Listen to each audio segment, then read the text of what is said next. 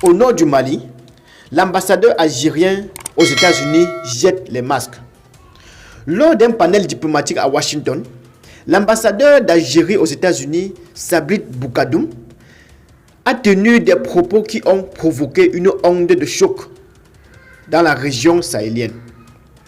En affirmant que le nord du Mali est une extension naturelle de l'Algérie, même tribu, même peuple, même vision, le diplomate a ravivé les tensions entre Algérie et Bamako, réactivant les accusations d'ingérence et de visée hégémonique. Cette sortie, jugée inacceptable dans un contexte de lutte contre le terrorisme, est perçue par les États membres de l'Alliance des États du Sahel comme une remise en cause implicite de leur souveraineté et de l'intangibilité des frontières. Ces propos interviennent dans un moment de recomposition géopolitique au Sahel, marqué par le déploiement des forces conjointes de l'AES, la montée en puissance des forces armées maliennes et le renforcement de nouveaux partenariats stratégiques, notamment avec la Russie, la Chine et la Turquie. En dénonçant l'ingérence, Boukadoum semble viser indirectement le soutien militaire russe au Mali, tout en affirmant une vision régionaliste qui suscite l'inquiétude. Une fracture diplomatique aggravée. À Bamako, cette posture est interprétée comme celle d'un voisin pyromane, à la fois médiateur autoproclamé et acteur des tensions. Elle creuse davantage le fossé diplomatique entre l'Algérie et les États de l'AES, qui défendent une souveraineté pleine sur l'ensemble de leur territoire. Qualifier le nord du Mali de prolongement naturel de l'Algérie constitue une transgression majeure. Cette affirmation, justifiée par la présence de groupes terroristes et une critique voilée du partenariat russo-malien, est perçue comme une tentative d'ingérence manifeste. La ligne rouge est franchie. Ces propos vont à l'encontre des principes du droit international et de la charte de l'Union africaine qui consacre l'intangibilité des frontières postcoloniales. Présentée comme un impératif sécuritaire, cette position repose néanmoins sur une rhétorique identitaire préoccupante. L'évocation des mêmes tribus, mêmes peuples, soulève les interrogations sur la nature du discours diplomatique algérien.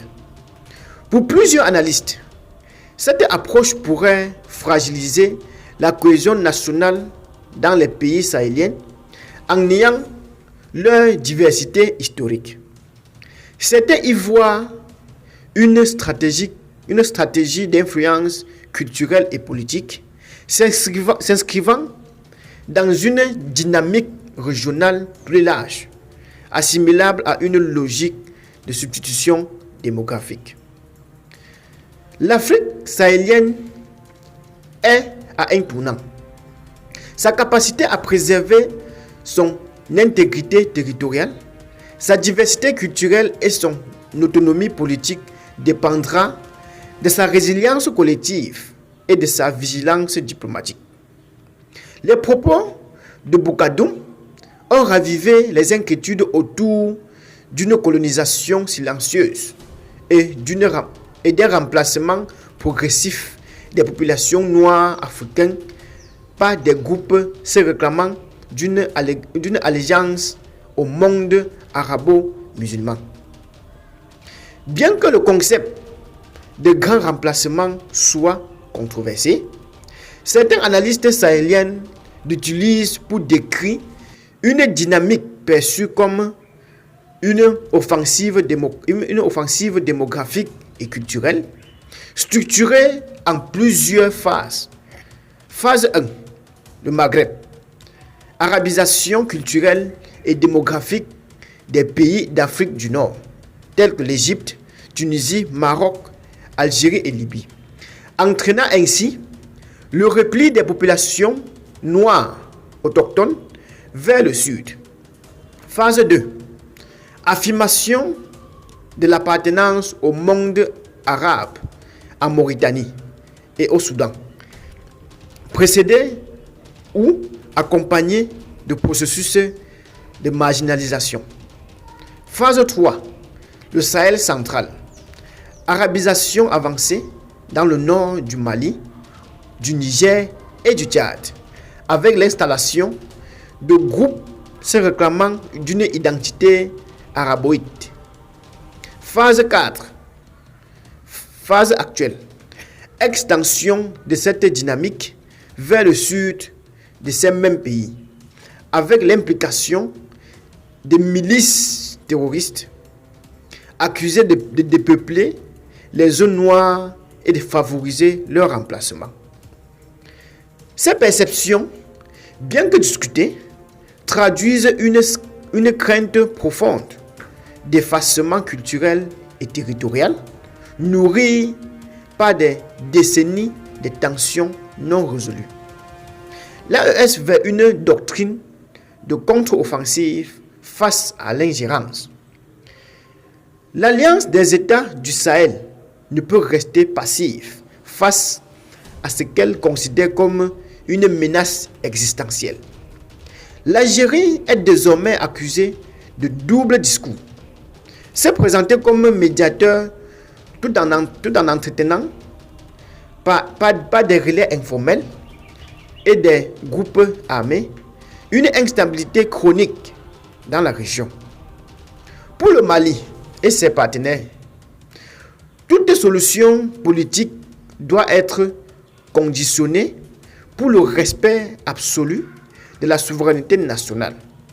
L'époque où l'Afrique subsaharienne subissait les jeux de pouvoir sans réagir est révolue. L'heure de la lucidité stratégique.